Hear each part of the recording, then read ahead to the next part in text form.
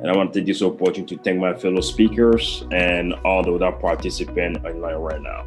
So the topic today is the Africa We Want, Diaspora Role in Growth. And I want to take this opportunity to talk about the Leadership Africa Summit to kind of light up on this topic that is very important. So recently we have organized a conference that we organized in the US also called the Leadership Africa Summit, which we have decided to organize as well in Africa.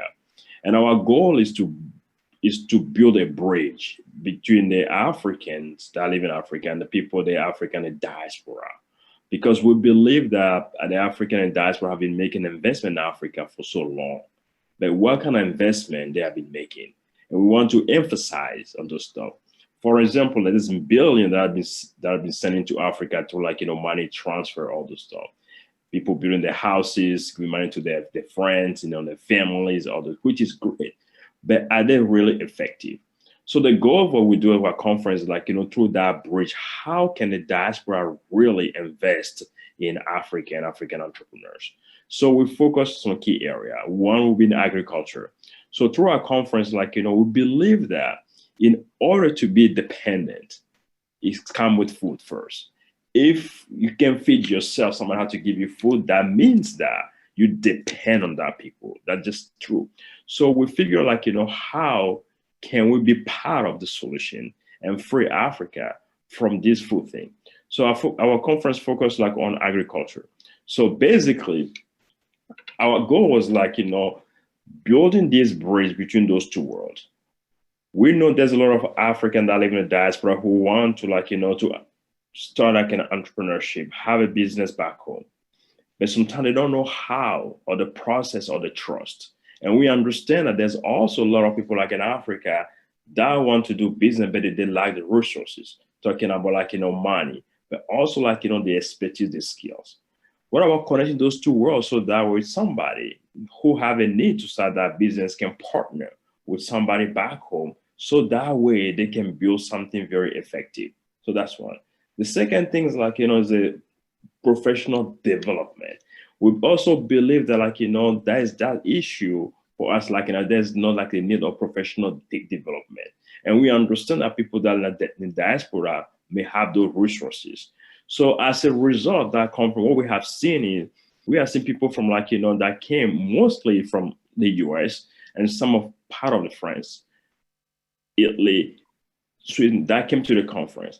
And as a result, the beauty thing was people discovering what some of those entrepreneurs back home are able to do. Because sometimes living in the world, we don't understand the reality of things that happen in Africa and things until we start having honest conversation with people that live there. So you see people that was able to discover products.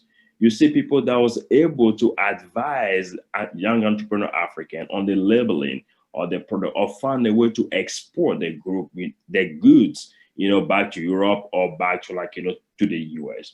But also we understand that women entrepreneurship or development is very important. So there was also opportunity for a lot of women out there, to bond with other women that live in the diaspora, to teach them and also give them opportunity for investment. So we believe that in order to provide the growth in Africa, we cannot just send money. We cannot just have a talk, but I think we have to build that bond between the entrepreneur back home, the entrepreneur that live in the diaspora. Entrepreneurship is key. And the reason why we think it's key also because a lot of people in Africa, they get their diploma, they get a degree, and what they're waiting for is to get a job. But there's no that job. But if everybody can start something meaningful and get meaningful support from someone from the diaspora, I think that person can go back and hire 2 or 3 or 4 people. And that's how we can grow Africa. Thank you so much. Thank you very much.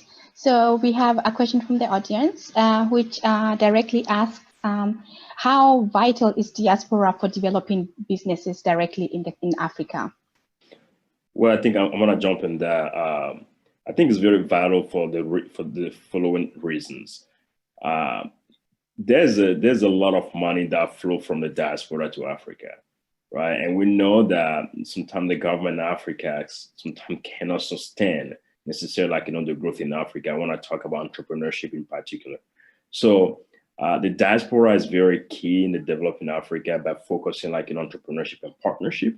as I mentioned earlier, yes, we send a lot of money back home and we think it's an investment, which is great, but I think we have to focus on investing in entrepreneurship, but also through a real trust partnership. So that way we see effective growth.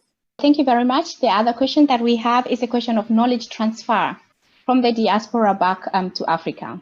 Most of the mistake that we in the diaspora we made is sometimes we feel like, we have all the knowledge here. And part of it, sometimes I see a lot of people in the area of entrepreneurship, they come with an idea. They want to do business back home and they don't consult with other people back home. We just go in, we're very excited, we know everything, we're coming from the West, and we go invest, we lost all the money, things don't go wrong, and then we get disappointed, right? So in terms of what we just say is, it has to be a balance. It has to be a win-win, where we need also to get some information, some knowledge from people back home. Yes, they're back home, they have knowledge, they understand the landscape, and it has to be something mutual from both ends. Yeah.